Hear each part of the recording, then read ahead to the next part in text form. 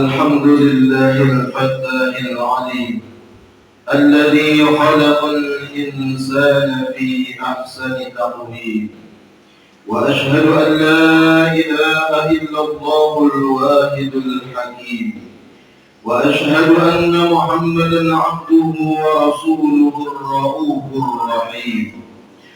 اللهم صل وسلم على سيدنا محمد الكريم المنزل عليه وإنك لعلى خلق عظيم، وعلى آله وأصحابه الذين آتوا ربهم بقلب سليم. أما بعد، فيا عباد الله اتقوا الله رب العالمين واعبدوا الله مخلصين له الدين، واعبدوا الله حتى يأتيكم اليقين. ولتكن منكم أمة يدعون إلى الخير ويأمرون بالمعروف وينهون عن المنكر، وأولئك هم المفلحون. Hadirin yang dimuliakan Allah Subhanahu wa Ta'ala, marilah kita tingkatkan takwa kita kepada Allah Subhanahu wa Ta'ala dengan menjalankan perintah-perintahnya dan menjauhi larangan-larangannya, karena tidak ada keuntungan yang lebih besar melebihi taat kepada Allah, dan tidak ada kerugian yang lebih besar melebihi maksiat kepada Allah. وَمَنْ يُطِعِ اللَّهَ وَرَسُولَهُ فَقَدْ فَازَ فَوْزًا عَظِيمًا وَمَنْ يَعْصِ اللَّهَ وَرَسُولَهُ وَيَتَعَدَّ حُدُودَهُ يُدْخِلْهُ نَارًا خَالِدًا فِيهَا وَلَهُ عَذَابٌ مُهِينٌ. Hadirin yang dimuliakan Allah Subhanahu wa Ta'ala, kita hendaknya selalu ingat bahwa kita diciptakan oleh Allah Subhanahu wa Ta'ala untuk hidup di akhirat yang selama-lamanya. Sebagaimana dijelaskan, ad-dunya khuliqat lakum wa antum khuliqtum lil akhirah. Dunia ini diciptakan untuk kalian, dan sedangkan kalian diciptakan untuk akhirat. Bukanlah Allah Subhanahu wa Ta'ala menciptakan kita untuk kehidupan di dunia ini, tetapi untuk kehidupan akhirat yang selama-lamanya. Sedangkan dunia ini adalah mazra'atul akhirah. Ad-dunya mazra'atul akhirah. Dunia ini adalah sawahnya akhirat untuk mempersiapkan kehidupan kita di akhirat. Maka orang yang berpikir dengan jernih, dia akan memahami bahwa sesungguhnya harta yang ia miliki adalah harta yang ada manfaatnya untuk akhiratnya. Umur yang sesungguhnya adalah umur yang ia gunakan untuk kepentingan akhiratnya. Anak yang sesungguhnya adalah anak yang memberi manfaat di akhiratnya, dan kemuliaan yang sesungguhnya adalah kemuliaan di akhiratnya nanti. Hadirin yang dimuliakan Allah Subhanahu wa Ta'ala, kita akan memahami perkara ini dengan sesungguhnya bila kita telah meninggalkan dunia ini. Tetapi bila kita memahami perkara ini setelah kita meninggal dunia, maka kepahaman kita sudah tidak bermanfaat sama sekali. Tetapi apabila kita pahami perkara ini ketika kita masih di dunia ini, maka kita akan menjadi orang yang beruntung selama-lamanya, yaitu orang yang akan mempersiapkan kehidupannya untuk kehidupan akhiratnya. Imam Ghazali rahmatullah alaih berkata, bila kalian ingin mempunyai pikiran yang benar, maka bayangkanlah seakan-akan kamu sudah mati, seakan-akan kamu sudah masuk di kubur, seakan-akan kamu didatangi malaikat mungkar dan nakir, seakan-akan kamu ditanyai oleh mereka, "Man rabbuka, man nabiyuka?" Siapa Tuhanmu, siapa nabimu, siapa pimpinanmu?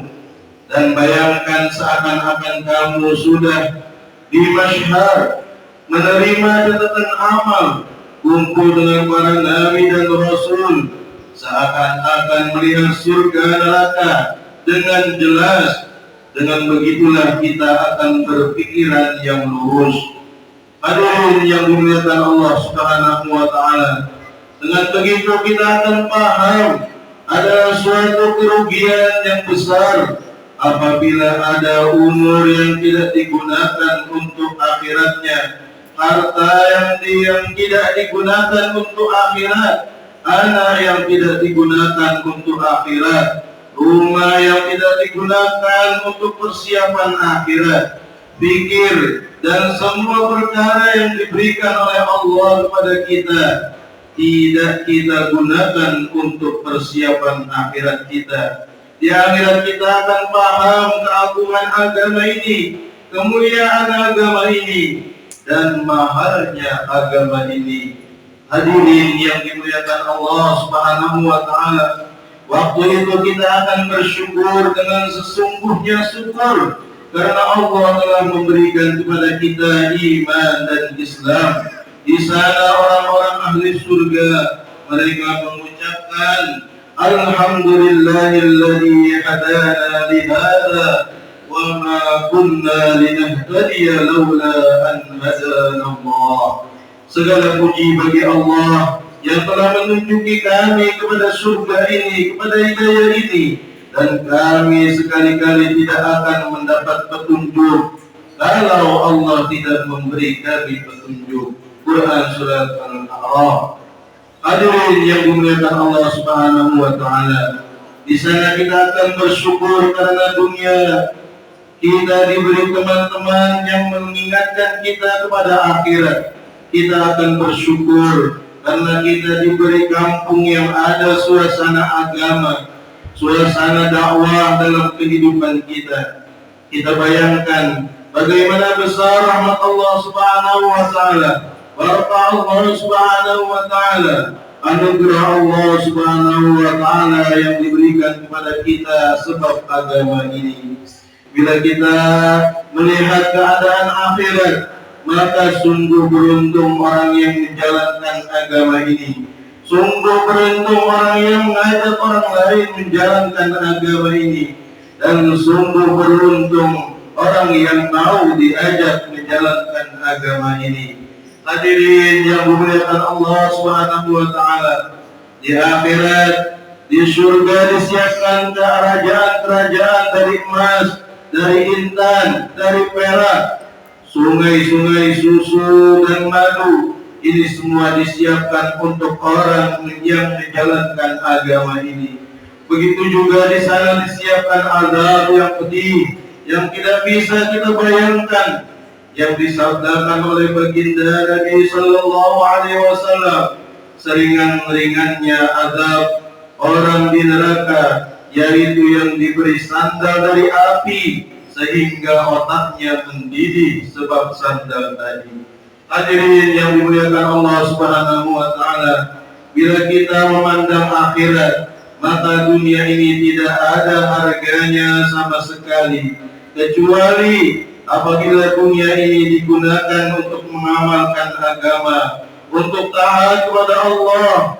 Harta, kekayaan, jabatan tidak ada harganya kecuali untuk taat kepada Allah Subhanahu wa taala. Anak, istri tidak ada gunanya kecuali untuk taat kepada Allah Subhanahu wa taala.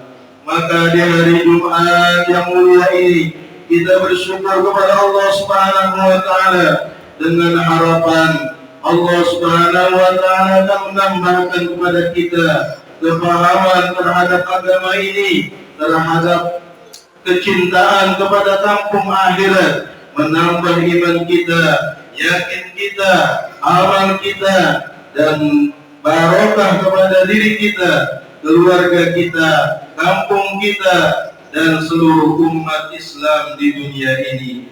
Ja'alana Allah wa iyyakum minal faizin al-aminin wa adkhalana wa iyyakum fi zumratil muttaqin al-mu'minin al-muqinin. A'udzu billahi minasy syaithanir rajim.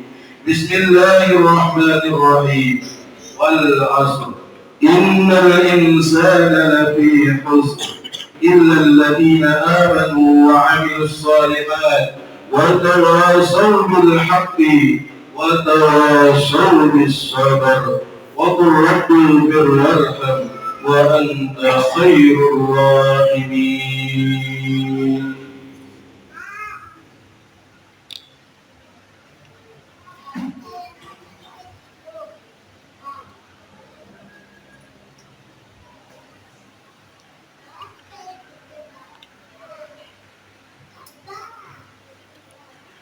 إن الحمد لله نستعينه ونستغفره ونؤمن به ونتوكل عليه ونعوذ به من شرور أنفسنا ومن سيئات أعمالنا.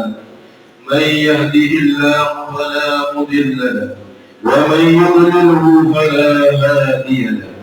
أشهد أن لا إله إلا الله وحده لا شريك له وأشهد أن محمدا عبده ورسوله.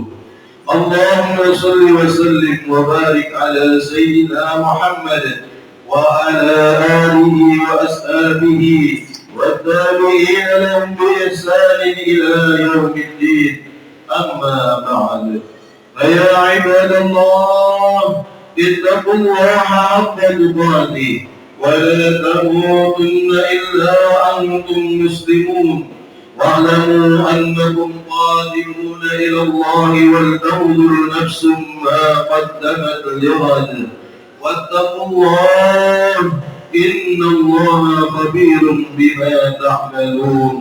وأنيبوا إلى ربكم وأسلموا له من قبل أن يأتيكم العذاب ثم لا تنصرون. واعلموا أن الله تبارك وتعالى قد قال في كتابه الكريم فقال قولا كريما: إن الله وملائكته يصلون على النبي يا أيها الذين آمنوا صلوا عليه وسلموا تسليما. اللهم صل وسلم على سيدنا محمد وعلى آل سيدنا محمد وعلى أزواج سيدنا محمد وعلى ذرية سيدنا محمد وعلى اتباع سيدنا محمد. وارض اللهم عن خلفائه الأربعة أبي بكر وعمر وعثمان وعلي وسائر أصحاب رسول الله أجمعين، وارحمنا معهم بأفضلك وكرمك يا أرحم الراحمين. ربنا اغفر لنا ذنوبنا وإسرافنا في أمرنا وثبت أقدامنا وانصرنا على القوم الكافرين. اللهم اغفر للمؤمنين والمؤمنات والمسلمين والمسلمات الأحياء منهم والأموات إنك سميع قريب مجيب الدعوات. اللهم اهدنا واهد بنا واجعلنا سببا لمن اهتدى. ربنا آتنا في الدنيا حسنة وفي الآخرة حسنة وقنا عذاب النار.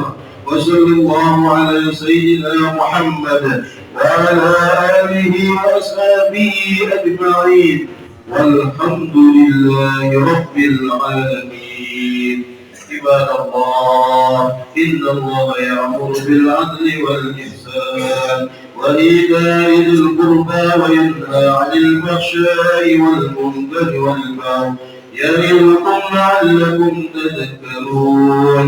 فاذكروا الله العظيم يذكركم واشكروه على نعمه يزدكم ويهدكم ولذكر الله أكبر.